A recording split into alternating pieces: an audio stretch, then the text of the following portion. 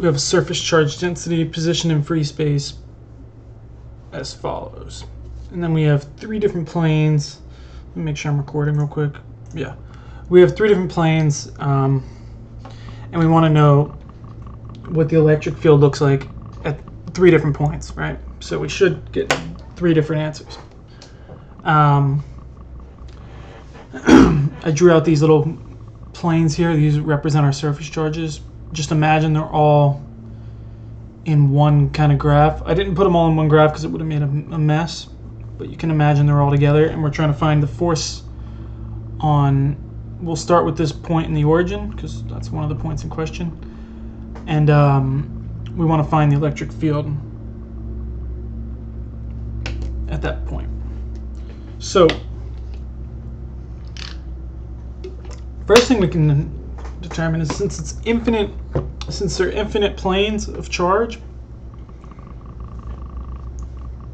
let me put plane here. I feel like that makes it more sense.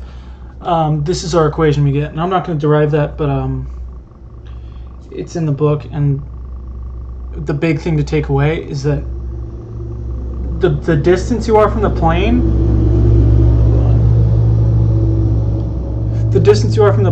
is irrelevant when it comes to infinite planes of surface charge, because what happens is, like, let's say you're this close, like in this picture, the only effective charge is really like that small square, and then as you go further out,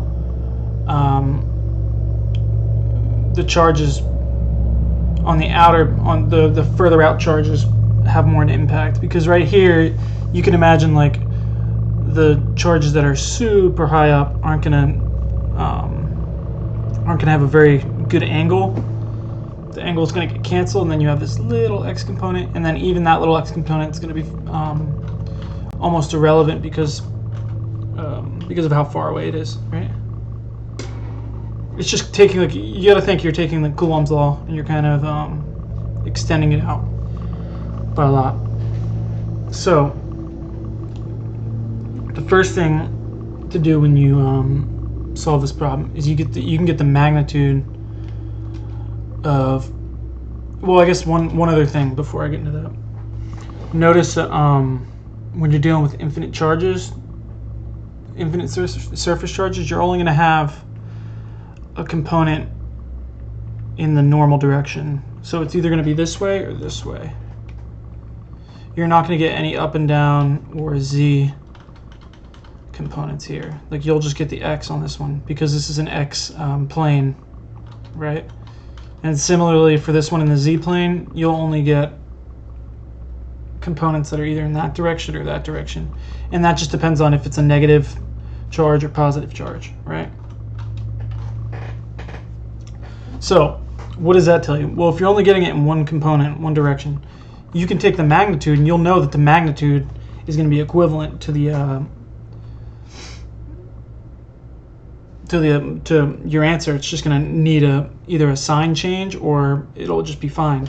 So what I did is I found the magnitude of each component of the electric field, and what I did is I just did that by taking the rho s given to us. So like the rho s at x equals 3 is negative 30. I plugged in negative 30 nanocoulombs, and then you get this answer. Similarly, I plugged in 40 nanocoulombs and 20 nanocoulombs, and wait, let me make sure that's right. Yeah, 40 for Z, 20 for, yeah. And of course there may be a negative sign, because you see there's some negatives here, but for now we're just dealing with the magnitude. So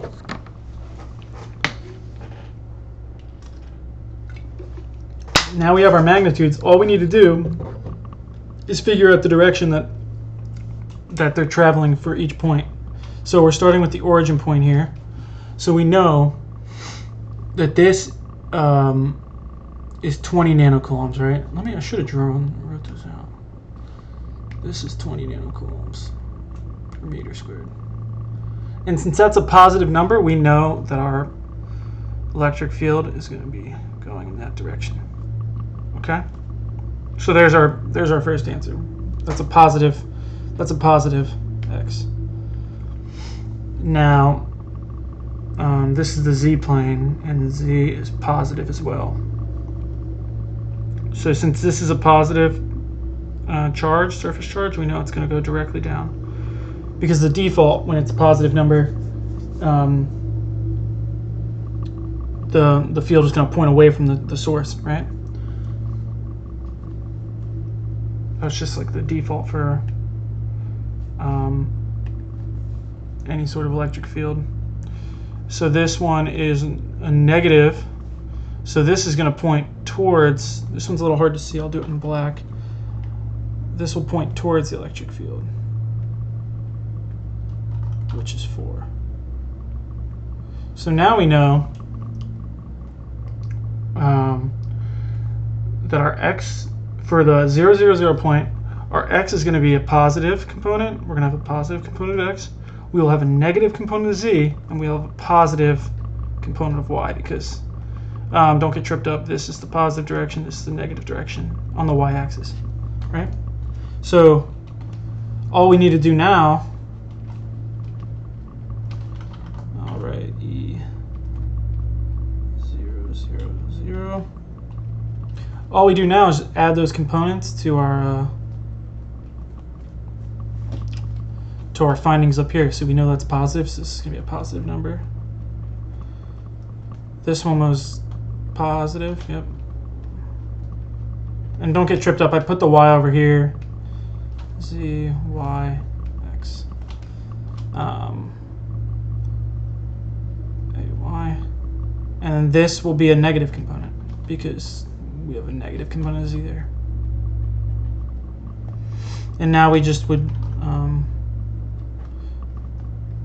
so now that's our answer for 0, 0, 0. Now we just need to do it for the other 2 points in question. So 4, 3, negative 2.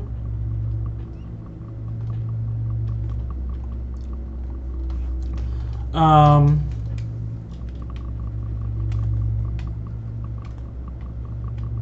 shoot, that one's kind of messing me up. Alright, well whatever, I'll just leave it. So at x is 4, we're going to be over here, so that's still going to be a positive number, right? At y is 3, that's going to be right here. So that's still going to be the same thing. It's still going to be positive. You see how it would change if it would if it was over here? Because if it was over here, it would be pointing like that. So that's what we're looking for, right?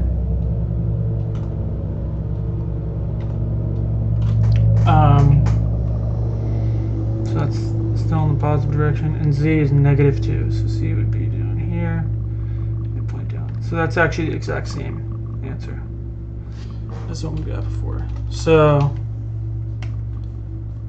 this would be the same as this one. So basically all you're doing now is just determining the direction of each component of force or electric field. So lastly, negative 2, 5, negative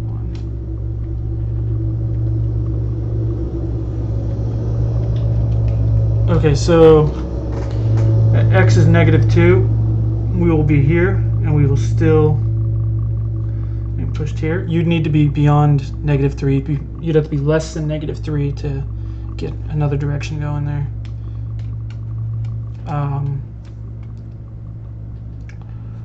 Y is 5, so I'll be here. And remember, this is a negative coulomb, so that will be going in this direction now. So now we're actually going in the negative direction for y. See what I'm saying? So y is 5. 5 is on this side. We're on the other side of the plane now, so we're going in the other direction. Sorry, I got that guy mowing lawn. And z would be negative 1. And this is 2. This would be negative 1 right about here, and we would still be going down. So now the only difference for this problem would be about the same, except this would be a negative y. Because again, our magnitude of the electric field, of our component of the electric field, won't change. The only thing that does change is the direction, because we're now on the opposite side of the plane. It's like another perspective. Be like this. Here's our plane. In the first two problems, we were like here and here, and we were heading this way because it's an attractive plane. And our last problem, we were heading here. So, I hope that helped. I hope it wasn't too confusing there. Tried my best to make it nice. It's hard when you're dealing with like these planes. It's hard to draw. Yeah, I hopefully cleared it up for you guys. All right, peace.